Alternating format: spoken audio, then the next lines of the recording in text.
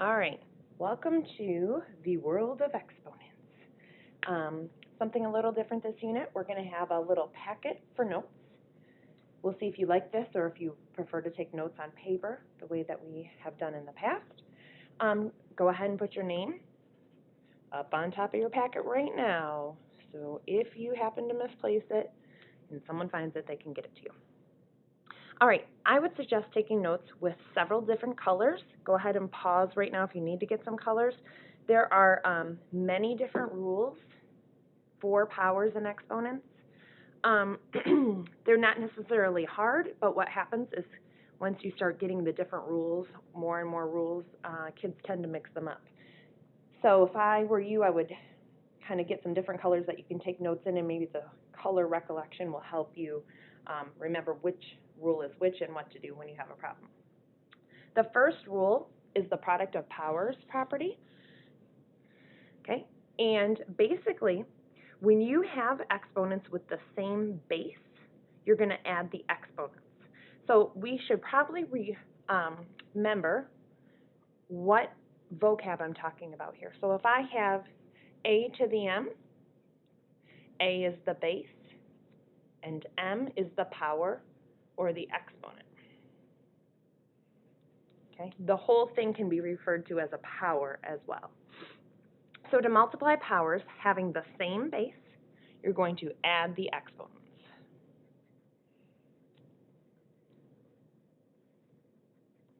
So if I have a to the power of m times a to the power of n, that's actually a to the m plus n power.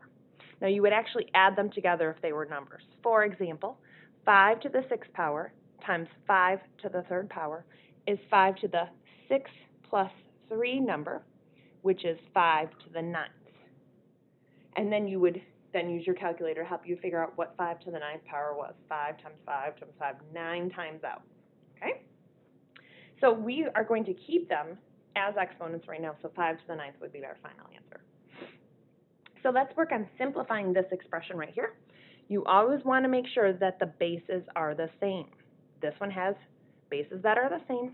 So this becomes 2 to the 2 plus 3 power, or 2 to the 5th. Done, you leave it. Okay, these are all W's, so it's 9 plus 2 plus 7, which is 18. Now this one, 4 to the 4th times 4. What is the power of that 4? It's not 0. It is 1. Okay, we just don't write it. It's a normal old number. There's 1 4 there, right? So 4 to the 4th times 4 to the 1st is 4 to the 4 plus 1 power, which is 4 to the 5th power. Okay, the next problem is the same thing we just did, but because there's negative signs, they put parentheses around. It's as if they're not even there. You don't have to worry about those. It's negative 6 times to the 1st, times negative 6 to the 6th. That's 1 plus 6, which is 7. All right, so on our next page, we're going to go to another property. This is power of a power property, so I'm going to do a different color for this one. Power of a power. Okay, so that's when I have a power being raised to another power. When we have a power of a power, we're going to multiply the exponents. Okay, for example, a to the m power is being raised to the power of n. So we multiply m times n. We don't even need a time sign there. We know variables next to each other mean multiply. So this would be 3 to the 4th raised to the 2nd. That's the 4 times 2 power, or 3 to the 8th power. Okay, so don't get that confused with the last one. This is power of a power. What was the last one? Product of powers. Exponents with the same base, powers with the same base, you multiply the exponents. And in this one, it's a power of a power. So let's simplify these. 5 squared raised to the 3rd power is 2 times 3, or 5 to the 6th. 7n to the 7th is 7 times 2, 14. Don't be confused with all the parentheses. We're just separating here. It's still negative 3 raised to the 5th power and then raised to the 3rd, so it's 5 times 3, which is negative 3 to the 15. And the last one, z minus 4, they're not like terms. I can't put them together. It's being raised to the 2nd power and then to the 5th. So this is to the 2 times 5 power, which is 10. Now, that's all you can do. You cannot, this does not equal z to the 10th minus 4 to the 10th. That is wrong. Okay? What this means is z minus 4 times z minus 4 times z minus 4 10 times.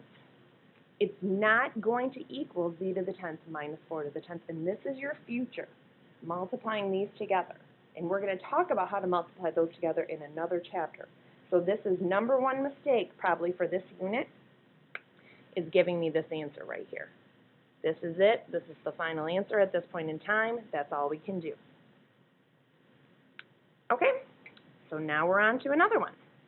So what have we had so far? We've had product of powers, power of powers, power of a product. See why people start to get confused?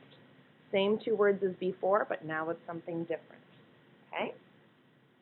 So it says to find a power of a product, find the power of each factor and multiply. So let's write it and then make sense of it. Find the power of each factor and multiply.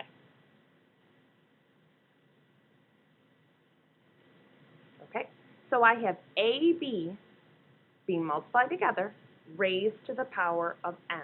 So each one of those gets its own power. A to the m, B to the m. Why was this different than this one up here? Because this one is a subtraction sign. These two are being multiplied together, so I'm allowed to basically distribute the power of m. Okay, right here. If we were solving this problem by order of operations, we'd have to do 23 times 17 and then raise that to the power of 5. That would be a very large number. Another way that might help us to write this in a problem would be 23 to the 5th times 17 to the 5th. Again, there's a multiplication sign in here, so this is allowed. That was a minus sign. If there was a minus or an addition sign, we got to stick with this. We cannot do this. Okay, so you're going to simplify these down here. So the first one is just like the example we did. It would be 4 to the 7th times 16 to the 7th. Now the next one gets interesting. Each one of these is going to be raised to the 2nd power. I can separate them like this so you can see that there's time signs in between them if you would like. Negative 3 times r times s. Now each one gets raised to the 2nd power. So negative 3 is to the 2nd power. R is to the 2nd power, S is to the 2nd power. Notice the parentheses went around the negative 3 because negative 3 times negative 3 is positive 9. If you don't put the parentheses around it and you enter it into your calculator with just a negative 3 squared without parentheses, it will square the 3 and then multiply by the negative, because it's like multiplied by negative 1, and it will tell you it's negative 9. So you must either write it into your calculator this way, or you need to put parentheses around it when you put in your calculator. This one, obviously, we can do in our head. Negative 3 times negative 3 is 9. Now, what happens after that? We just rewrite r squared times s squared. Okay? The last one, the negative is outside, so here's a little bit different than the last one. This is the same as the negative is still on the outside, and then it's 3 times r times s. The negative is still on the outside. It's 3 squared times r squared times s squared. The negative is still on the outside. 3 squared is 9, r squared, s squared. That's why I ended up with a negative on the outside, because the negative was not being squared. It wasn't a negative times a negative ever. It always stayed on the outside. Okay, so it's time to quiz yourself here. See if you can keep these straight, all these different rules. Go ahead and pause and do 1 through 6 there and see how you do. The answers will be on here once you come back. Okay, let's see how you did. First of all, did you keep the parentheses around the -7 here? It needs to stay there because we need to do a -7 times a -7 times a -7. It'll end up working out being a negative because this is an odd exponent. If it had been an even exponent, though, it could change the answer if you don't have the negative, the parentheses around the negative, and that's another common mistake. So keep them there when you have negative.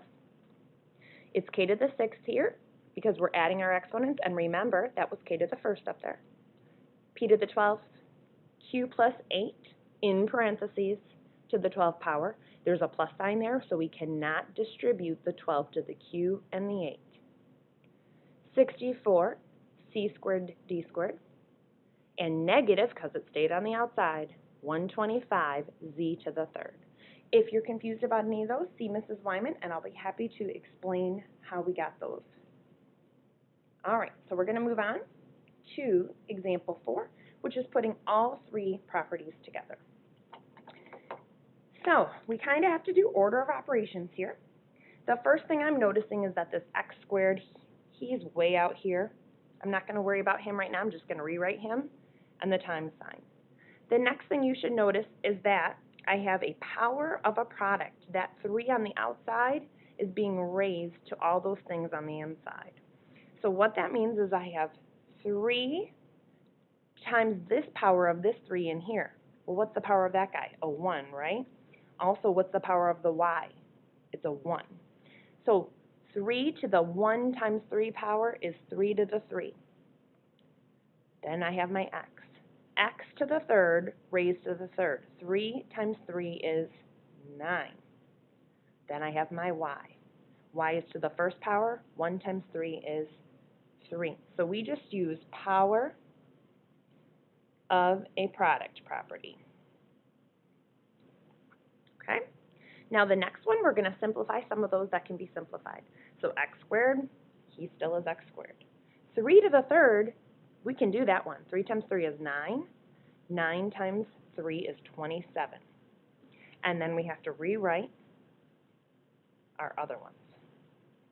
Okay? So that was power of a power. Okay? Now the last one, we always want our numbers to be first. The coefficient comes first. So the 27, I'm going to reorder him first. Now if there's any like terms, I can use product of powers to simplify. I have an x squared and an x to the 9th. They're like terms, but what happens to the exponents? They add, remember that? So that becomes x to the 2 plus 9 power. I'm just going to write it like this so I can show you a little work. X to the 2 plus 9 power. Y, there are no other y's, so y to the 3rd gets written.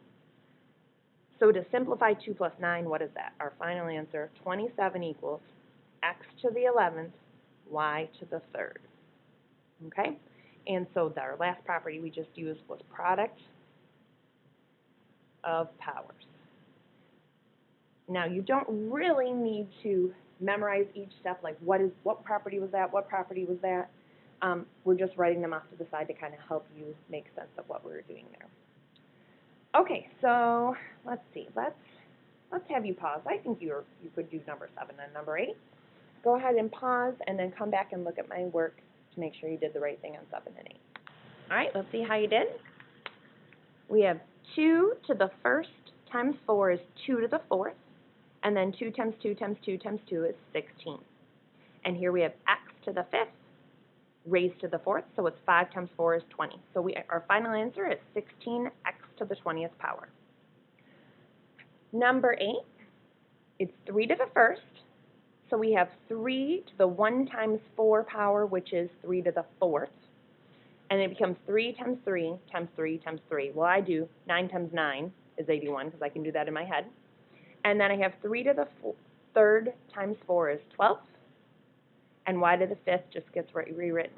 Now these are the same base, so I can add their exponents. 12 plus 5 is 17. So that one's 81y to the 17th. All right, see Mrs. Wyman if you have any questions, and you are good to go on the chapter 8.1, section 8.1 assignment.